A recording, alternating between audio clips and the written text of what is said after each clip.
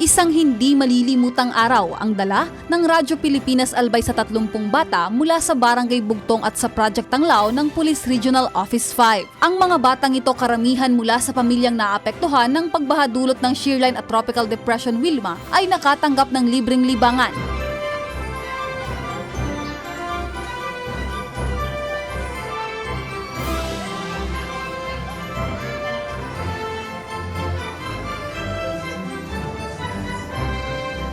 Pagkain at mga munting handog pamasko.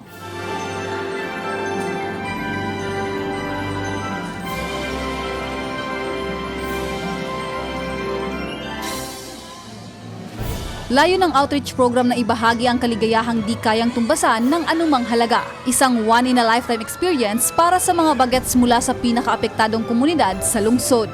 Katuwang ng Radyo Pilipinas Albay sa aktibidad ang Kidsuna, Police Regional Office 5, Albay Electric Cooperative Incorporated at ang Bugtong Barangay Council na nagpaabot ng mga regalo at suporta sa mga benepisyaryo.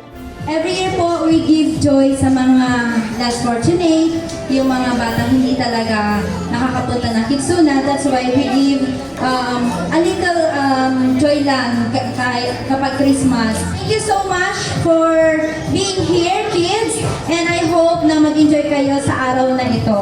I am very much grateful and thankful for the opportunity that you have given to these children. We're very happy that we became part of this Give Joy series, our programs. May this activity, sa tulong po ng ating mga partners, Give Love, sa ating mga batang bulilit. Mga bulilit natin ngayon, ano?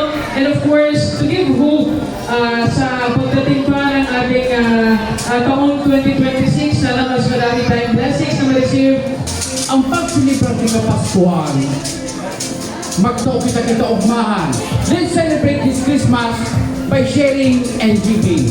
Let's continue being a blessing to these kids. Para po, in the near future, sila po yung next leader natin, perhaps sa Barangay Bugtong, sa school, sa amin as journalists sa Radyo Pilipinas, sa Philippine National Police as police officer, and of course, sa Albay Electric Cooperative. Nagpasalamat ang Philippine National Police Bicol sa pagkakataong maibahagi ang serbisyo para sa mga bata sa ilalim ng Project Tanglao, isa sa mga proyekto na sumusunod sa direktiba ng pamahalaan na pagtuunan ng pansin ang kapakanan ng mga kabataan at mga komunidad na madalas tamaan ng kalamidad. Buong sigla naman ang suportang ibinigay ng mga magulang ng mga bata upang masigurong maramdaman ng kanilang mga anak ang diwa ng Pasko at makibahagi sa programang naglalaan ng saya at pag-asa para sa kanila.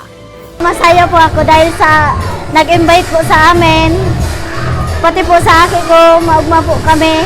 First time ko po kayo mag-Love Digdis. Nagpapasalamat po ako na nag-sponsor po Digdis, maugma ang akin ko. Gabos pong kids, maugma.